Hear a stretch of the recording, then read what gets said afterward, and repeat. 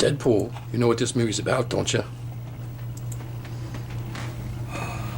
This movie is based on a parody of another character. This movie, it's based on a character that was a parody of another. Deathstroke from Teen Titans. That's what he's a parody of. Well, what are you gonna do? I'm going to see this movie, and then I'm going to critique it, rip away everything enjoyable from it, and then, when there is nothing left, I will put an arrow through its eye. Metaphorically speaking, of course. You know, I'm not a literal arrow or anything, but you get what I mean.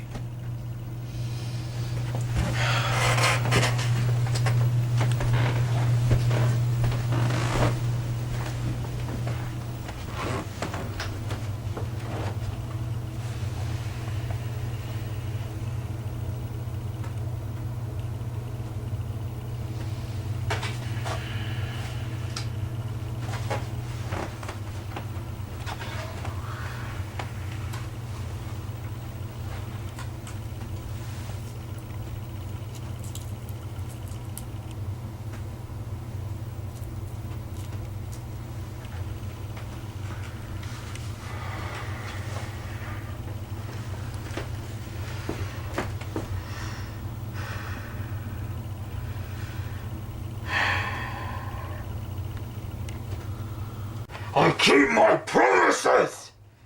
Okay, that's enough of the arrow parody stuff. Let's take this off here. Oh boy. So, yeah, point being I was trying to make, yeah, Deadpool was originally created as a parody of Deathstroke, sort of. You know, I mean, and yeah, who'd have thought Deadpool would get so awesome since his initial creation, right? And you know, this movie has been in development for a long time, more than a decade. You know, Ryan Reynolds, he got interested in the character, and he'd been trying really hard to get this movie made for years. And now that it's finally out, it certainly all that work to get it made finally paid off. I mean,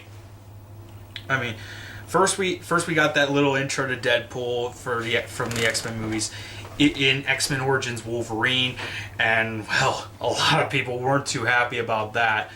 I didn't think it was too bad at first, but you know, after learning more about Deadpool and the character and everything, I thought, yeah, that was a bit to do that. So that was a bit wrong to do that. So now we got this movie that finally does Deadpool justice, and it definitely makes use of the R rating as much as possible.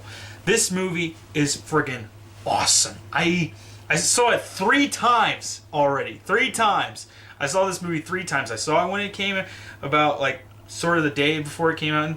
You know, it's wide release, you know, the 8 p.m. thing. They don't do midnight releases anymore. Then I saw it again the day it came out on February 12th. Oh, yeah, I saw it on my birthday the first time. You know, February 11th. Happy birthday to me. Woo! And then I saw it the day it came out, wide release, you know, for everyone, February 12th. And then I saw it again about a few days later. I think it was like the following Monday or Tuesday. But holy shit, is Deadpool awesome, okay?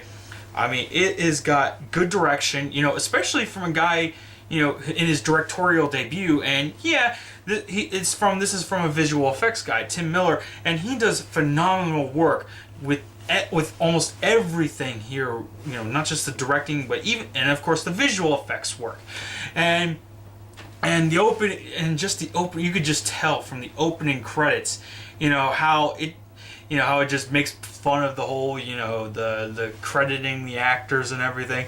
It's just like, you know, an overpaid tool, some CG character, an overextended cameo, that kind of stuff. It is just so funny. And of course, we see all the kinds of references to Ryan Reynolds and even Green Lantern.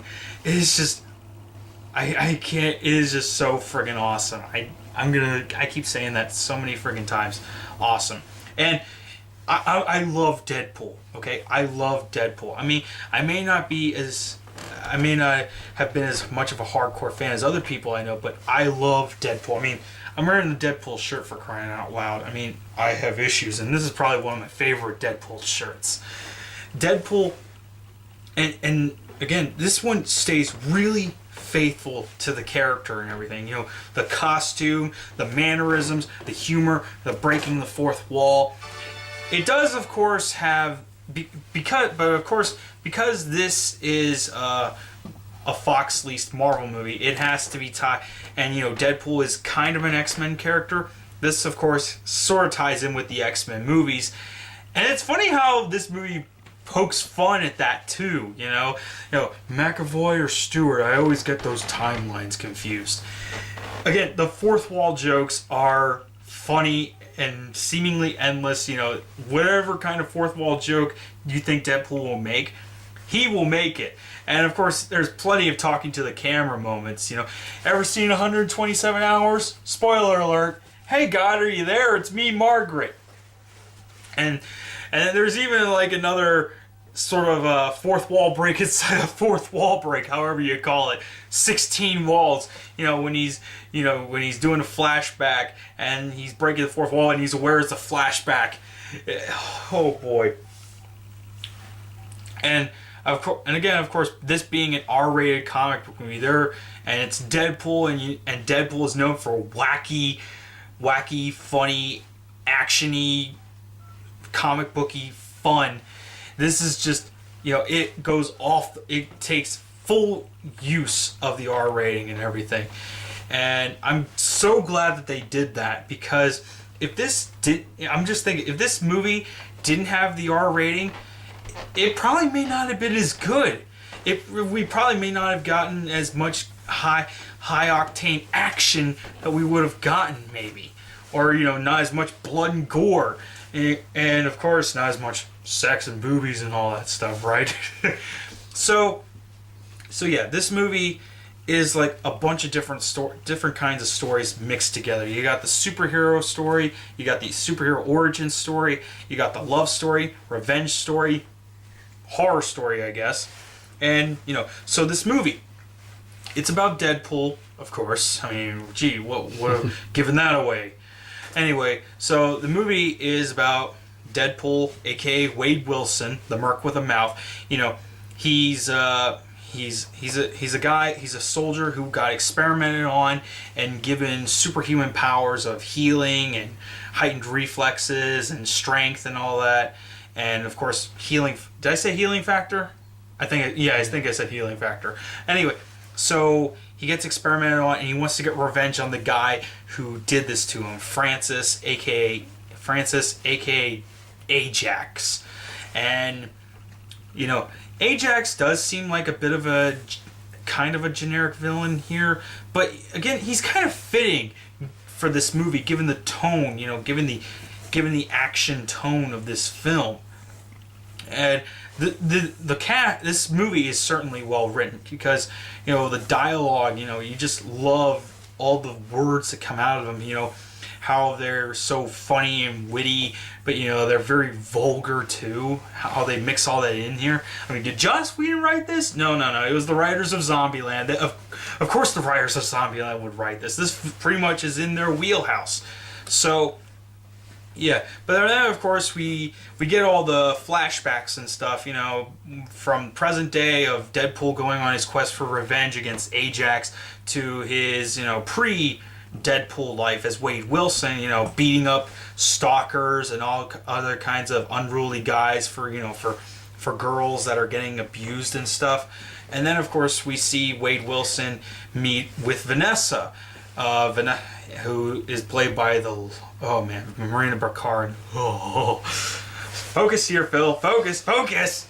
And you know, and then not soon after they meet up, you know, they bond. They get along really well. You just love the witty banter and how they try to one up each other on who has the worst life and everything. And then after going out on their date, you know, we see them getting into a relationship, and we get a sex montage, because why not, right? And and not to sound too much of a pervert, but I'm pretty sure I saw Marina Bakarin's boobs there. I mean, maybe just for a millisecond, but I'm pretty sure I saw her boobs. And oh man, how they do all this stuff, how they carry out their sexcapades and everything. You know, they do Valentine's Day, they do Happy Chinese New Year, Year of the Dog, where they get to do it doggy style, and then Happy International Women's Day, where Vanessa gets to fuck Wade with a strap on in the ass. and then of course for Lent they don't have sex. They don't have sex on Lent. And then they do it on Thanksgiving, where they're covered in food, and then Christmas, where they're in terrible Christmas sweaters. And then of course Wade proposes to Vanessa by literally pulling a ring out of his ass. He literally pulls a ring out of his ass, because when Vanessa is asked, where'd you get that ring? And then it cuts to a shot of Ryan Reynolds' ass, and Wade says, nowhere. And then of course we get the sad part, you know, the sad, ugly part, with Wade getting diagnosed with cancer and how they're trying to deal with it. Wade doesn't want to drag Vanessa down, so he attempts to leave, but Vanessa won't let him. But then Wade gets an offer to be put through a program that will turn him into a superhero. And here's the weird thing. Here. I'm just going to say this right here. It's never established what the name of this organization is. It's clear that they sort of work as a knock. Since this is of course is tied to the X-Men movies and Deadpool. He of course got his powers from the Weapon X program.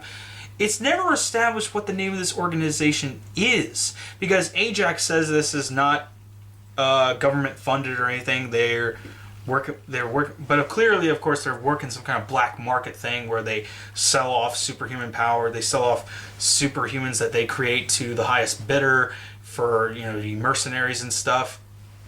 And of course, they're going to turn Wade Wilson into another one of their superpowered goons. But since Wade has, you know, a smart mouth and everything, of course, you know, he kind of pisses Ajax off, where Ajax does the most drastic measures on him to turn him into what he is now as Deadpool. You know, he injected the healing factor into him. Nothing so far works. And then he decides to put him in a chamber where he takes all the oxygen out, and this triggers Deadpool's healing factor, but it results in him being horribly disfigured. And whoo boy, does it look scary? I mean, later on it does look kind of, it looks passable, but it is scary. And of course, there's no shortage of Wade looking like a horrible, mutated, rotten apple potato hybrid or something. I don't know. I kind of lost that joke there. They make much better Wade being ugly jokes than I can here. And of course they are funny. So, you know, Wade, he breaks out. He wants to get revenge on Ajax, but Ajax is like, he's hopping around from place to place. And so Deadpool and Wade, you know, he slowly becomes Deadpool and everything. And he has help trying to find Francis. You know, he has his buddy Weasel, you know, full of witty, played by T.J. Miller, because once we get T.J. Miller in an action comedy, of course he's going to have a lot of funny lines. And of course he's funny too. And then he meets up with Blind Al, played by Leslie Uggams, and of course she kind of is doing the whole stereotypical, you know, grumpy lady, but you know, she's got a mouth on her and she knows she's been around and stuff, so Deadpool sticks around with her because, I don't know, I guess he's got a thing for feisty women, of course. I mean, he's got a relationship with Vanessa, who's a pretty feisty woman. And here's another thing, the female characters in this movie are really friggin' good, okay? You got Vanessa, who's the feisty love interest. You know, she is kind of a damsel in distress, but she's the kind of damsel in distress you really want to save. Not that you're getting annoyed to save, that you want to save. Blind Al, she's like sort of a den mother, sort of best friend type of figure. You got Angel Dust, who's like, your big, strong henchwoman who, well, blindly follows her boss because, he made her what she is, a strong, powerful tank of a woman. And Gina Carano, I mean, I haven't seen much Gina Carano movies, but Gina Carano is pretty friggin' awesome. I mean, yeah, she's kind of a stereotypical hench person type character, but it's kind of like she has an edge to her, And then, of course, we got another awesome character, Negasonic Teenage Warhead. Now, I don't know much about the band that, I think it's Monster Magnet or something, I'm probably getting that wrong, or the song, but Negasonic Teenage Warhead was a pretty obscure character from the comics, and it's just, and of course the people making this movie, they put her in here as a character because she has a cool sounding name, and yeah, it is a cool sounding name because Deadpool goes like, "What the shit? That is like the coolest name ever!" And Brianna Hildebrand is awesome as Negasonic Teenage Warhead. She does kind of play the whole angsty teen thing a bit, but again, it's kind of like with an edge. The movie is aware of it, and she's pretty awesome as a result of it. Because she's got a sense of humor. She's got snappy comebacks, and she has awesome power. She's got explosions and everything. She's got like I don't know if like some kind of kinesis thing or whatever, but it is friggin' awesome how she's able to do that, as she has her powers and her character, and she has a pretty awesome looking wardrobe too. The whole the goth thing, but it is awesome. Okay, I hope if they get niggas, if there's gonna be more X-Men movies, whether it's by Fox or Marvel, I hope there's gonna be more Negasonic Teenage Warhead. Hell, bring back Negasonic Teenage Warhead in the comics, because the movie just made her a bigger character than ever, okay? She was kind of an obscure character in the comics, but the movie just made her big. Please make her a big character in comics now, okay? I want to see more Negasonic Teenage Warhead. Anyway, so Deadpool goes on his quest for revenge, and, with him causing all this destruction and stuff, this attracts the X-Men, which, are just in this movie just consist of Colossus and Negasonic Teenage Warhead. And as Deadpool said, it's as if the studio couldn't afford another X-Men to appear. And of course, Colossus, when he's in the movie, he's just all in his giant steel mode, and he's not played by the same actor that played him in the previous X-Men movies because from what I heard, the actor who originally played Colossus, Daniel Cudmore, he wasn't going to reprise the role, not because he was busy or anything, but because of what they planned for Colossus, that he was just going to be all mocap and voiceover and stuff, and Daniel Cudmore wasn't okay with that.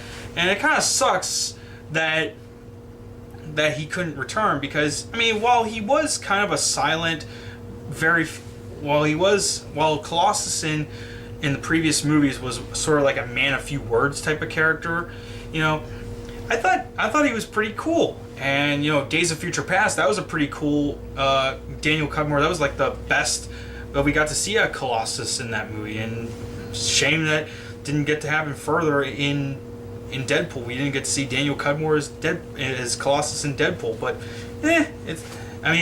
but I do like how they portray Colossus as this good-natured, selfless hero who is like, being a hero is great. In Soviet Russia, Colossus is hero. Sorry if that was a bad Soviet Union joke there, but Colossus is a Russian superhero, so insert Soviet Union joke here. And it's kind of funny how Colossus is constantly going after Deadpool, trying to drag him, force him, literally handcuff Deadpool to the point where he's cutting his own friggin' hand off to get free like a trapped animal. If that's not a metaphor for how Fox wants to drag all the Marvel stuff that they've leased from Marvel for themselves, away from Marvel, I don't know what is, but I just couldn't help but find that to be like a visual metaphor for Fox's stranglehold on the X-Men here. But in this movie's case, that doesn't really matter. Not particularly, because Deadpool, whether it's connected to the X-Men movies or not, is just fine on its own. So yeah, Deadpool, after that little setback, because Ajax got away because the X-Men interfered, he has to figure out another plan to get back at Ajax. While Ajax, realizing that Deadpool is after him, he decides to hurt Deadpool at his heart, I guess. So he goes after Vanessa, kidnaps her, and Deadpool has to go save Vanessa from Ajax, and he needs help doing that. So he tells Colossus that, hey, I'll consider being a part of your boy band. And Colossus is like, it's not boy band. And Deadpool is like, I'll consider being a part of your X group thingy if you help me save my girlfriend. And I like how Deadpool's bond with the cab driver, Delpinder, Deadpool tries to... There's these parallels sort of between Deadpool's love life and Delpinder's love life. At the beginning of the movie, Deadpool tells Delpinder what happened with his love life, and I guess in some unseen moments between the two of them, Deadpool told Delpinder what to do about getting his girl. That he has to kidnap her boyfriend and kill him, and then just kidnap her, I guess.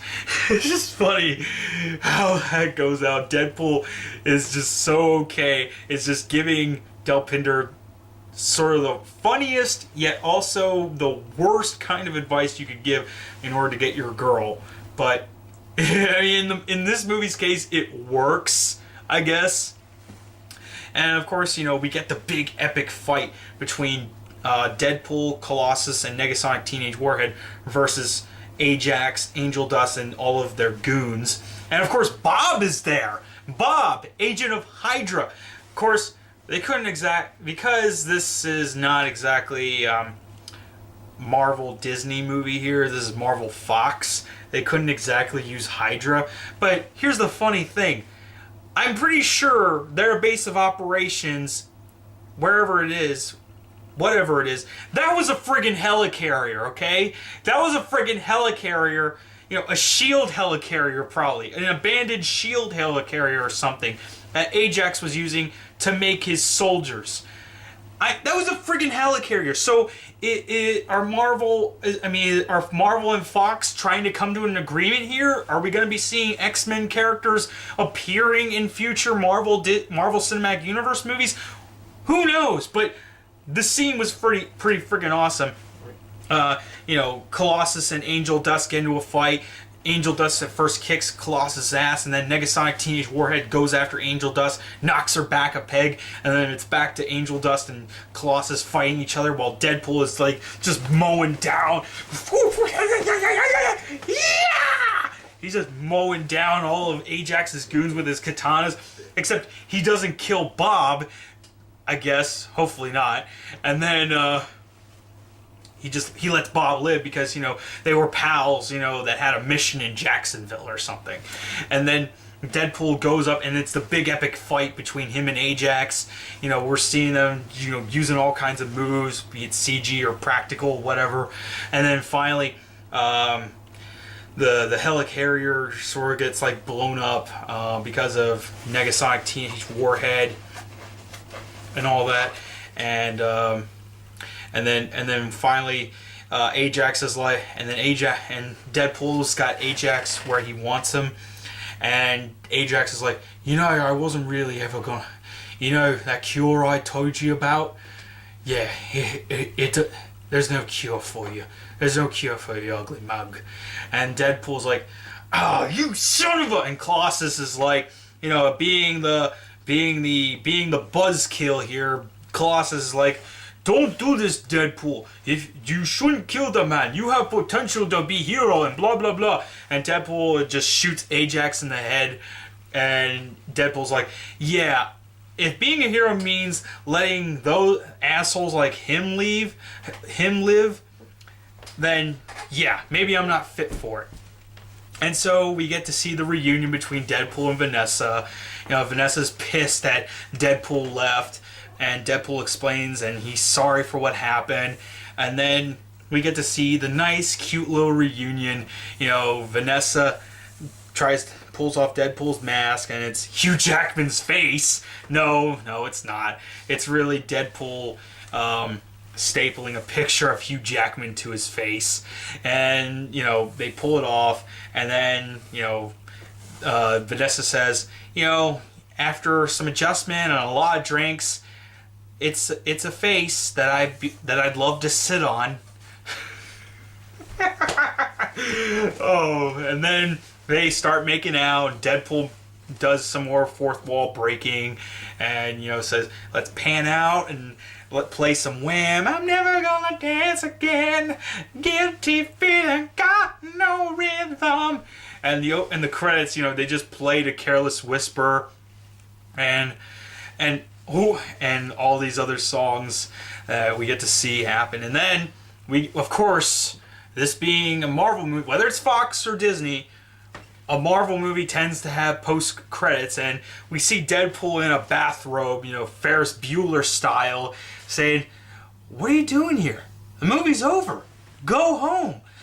And then, of course, Deadpool turns around and is like, "Oh, you're probably wondering if there's going to be something to Deadpool 2. Well, we don't have the money for that." And, of course, there's some Marvel Cinematic Universe jokes. There's a joke about Samuel L. Jackson. But Deadpool does say that they're going to have cable in Deadpool 2. Yeah, and Deadpool 2 is happening, and it's going to have cable, and who knows who they're going to pick to play Cable. I mean, they could pick anyone to play Cable, though I've been hearing a lot that Stephen Lang has been showing a lot of interest in playing Cable, and you know what? Stephen Lang would be perfect to play Cable. I mean, he's got the hair, he's got the acting ability, he's got the stature and everything. Stephen Lang would be perfect to play Cable, okay? So, yeah. Deadpool was awesome. It was, well, dead on. And of course, it's not the first comic book movie to be rated R. There's been a bunch of others. You got The Crow, you got Blade, you got Sin City, Watchmen. But I guess in terms of how Deadpool panned out, you know, it was a major success because there's a lot of Deadpool fans out there, a lot of them, and, you know, the way that they, you know, pushed the marketing out, they were really going for all of the Deadpool fans and even attracting new ones. You know how the advertisement was all over the place, and once when it came out, it's like, I don't know how much money it's made now. It's probably like made hundreds of millions of dollars, well beyond it's like, I think it was like $58 million budget. That is huge right there, okay? And as far as, you know, R-rated comic book movies go, because of Deadpool's success, you know, other studios are considering like, maybe we can do big R-rated movies. And that's fine. But not everything has to be a big R-rated, big spectacle R-rated movie, okay? I mean, I'm fine with an R-rated Wolverine movie. You know, if, you know, the third Wolverine movie is going to be Old Man Logan, and that was a pretty bloody Wolverine story. So if they want to make that R-rated, fine. But that doesn't mean that everything has to be R-rated, okay? Let Deadpool be Deadpool, okay? And if you want to do other R-rated comic book movies, there are different ways to go about doing it. The Crow figured that out. Blade figured it out. Watchmen figured it out. Sin City figured it out. Deadpool figured it out too. So don't try to copy off Deadpool. If you're gonna make an R-rated comic book movie featuring, you know, whether it's a mainstream character like Wolverine or even Batman versus Batman and Superman, yeah, apparently there's an R-rated or unrated cut for Batman Superman Dawn of Justice. You know, fine, more power to you, but that doesn't mean everything has to be R-rated, okay? But still, I'm going to enjoy Deadpool, and, well, Yeah. I certainly got a load of Deadpool. Wait, that came out wrong. Or did it? I'm Phil, and talk to you later.